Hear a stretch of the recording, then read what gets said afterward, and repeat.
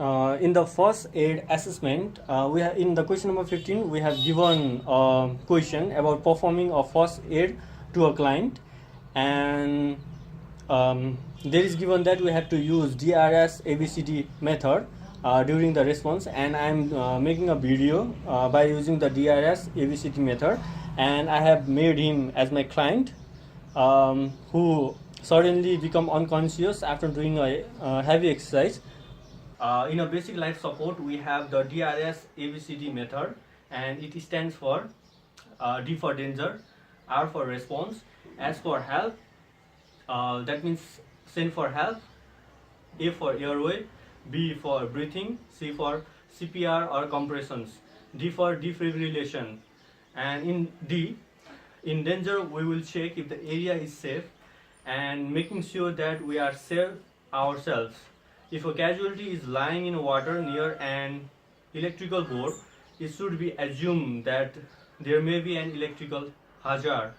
The first aider should ensure that there is no electrical hazard, ensuring the power is off at the mains. And the golden rule is don't be the next victim. Now we have completed the D. Now for R, we try to get a response by following the strategy called COWS. COWS cows is a way of applying look, listen and feel. Hey, can you hear me? Hey, open your eyes. Hey bro, what's your name? And then we have applied COW, and for S, that is shake, we can gently shake their head, their shoulder, give them a shake, and to our casualty, give them a gentle shake to aware them. And if the casualty responds when you undertake COWS, then you can ask them if they agree to you assisting them. Provide them first aid as needed with your level and as level of your training and experience. If the casualty does not respond, you may continue with your primary survey. Move to send for help. And DRS ABCD, we have performed D and R. Now S.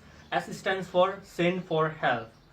If you do not have mobile, then send someone who is present at the time for emergency help or an ambulance. Now we have performed DRS. Now airway, then we must check their airway. If it is not open and clear, we need to encourage the airway to be cleaned.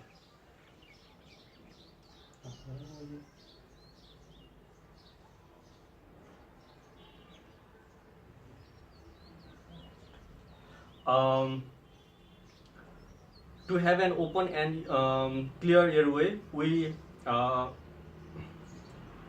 to roll the casualty on the one side to check. Then we must leave them in the position like this to check for the breathing.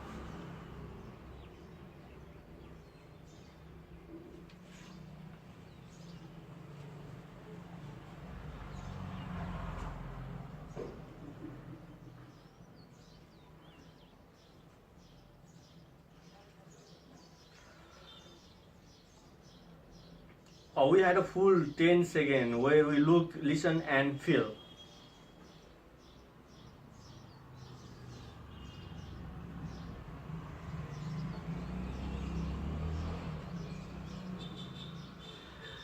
If no breathing is present, then this means the person is unconscious, and no breathing means we must apply a comments, compression or CPR.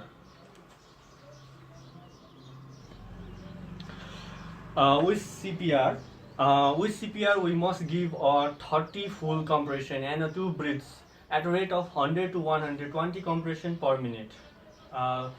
This can be done first we have to put our right hand in front, then catch like this by the left hand, then give a 30 full compression, and it should be followed by a 2 breath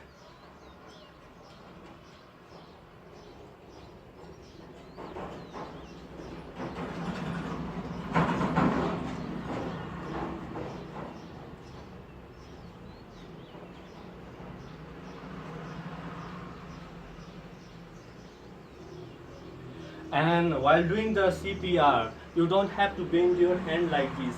For example, do not bend like this. We have to do by make our hand straight, and we have to press like this. Then we have to do our breathing. We need to tilt the head back and give them a full breath.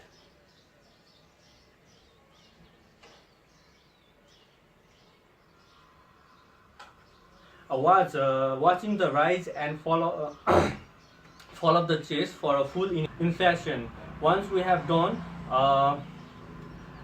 that, then we return again to the 30 compression and to breathing. And make sure that your arms should be straight and give them with a full power.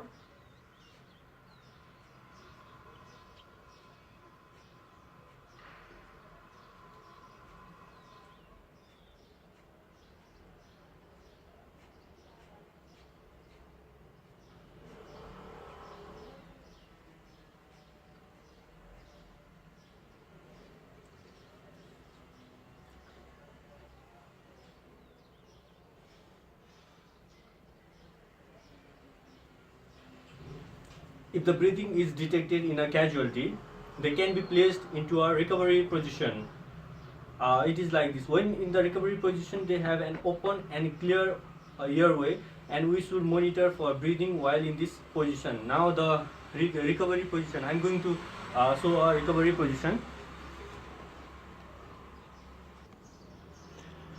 Now I'm going to show you a recovery position. It can be done by placing the hands here and then raising one leg of the casualty and tilt them by this way and check for their breathe.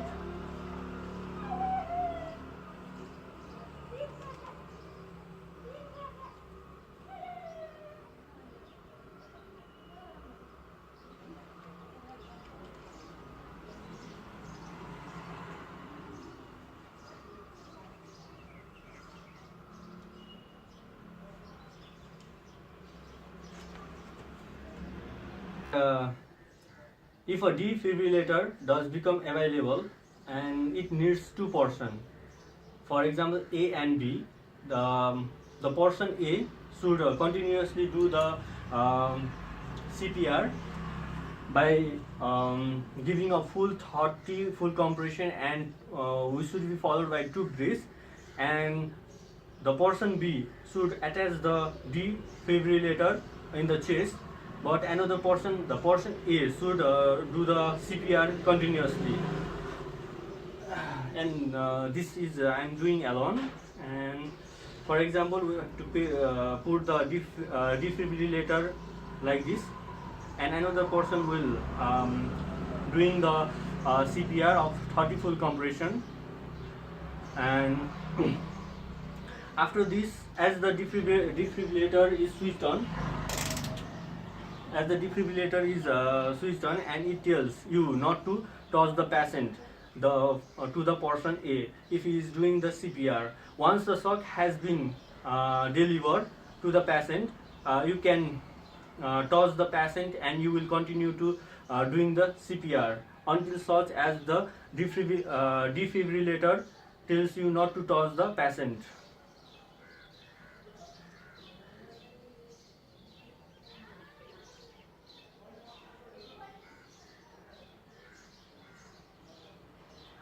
And after doing CPR, the defibrillator will tells you not to touch the patient or until the patient has regained the consciousness or until the ambulance has arrived.